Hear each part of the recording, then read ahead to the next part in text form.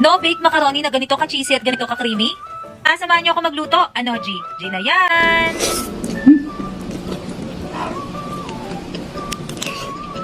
Oh, Umpisa na nga tayo. Sa isang kaserola, ilagay na nga natin ang ating pasta. Syempre sa kumukulong tubig yan, lagyan natin ng konting oil at asin.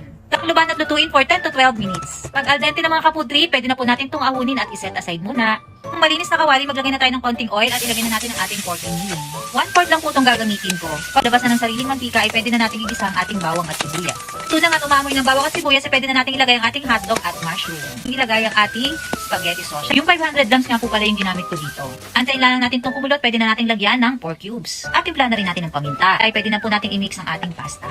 Katapos nga ng 48 years na paghahalo, ayan na nga po ang itsura ng ating pasta. O, pang malinis na panay, maglagay na nga tayo ng butter. Pagkatapos maglagay na tayo ng 2 kutsarang harina, 2 to 3 tablespoon po. Haluin itong mabuti at ilagay na natin ang ating evap milk. Pagkatapos ay naglagay din po ako ng heavy cream. So kalahati lang po nito ang gagamitin ko. Ating quick melt cheese. Haluin lamang natin mabuti.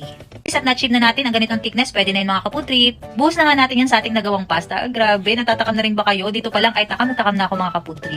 Ay, lagyan natin ng mozzarella cheese. Ito hindi pwedeng mawala ang dried parsley. Yan, takloban natin. At ayun na nga mga kaputri, luto na nga po ang ating no-bake macaroni. Napakadali lang nitong gawin mga kaputrip. Sobrang sarap nitong merienda.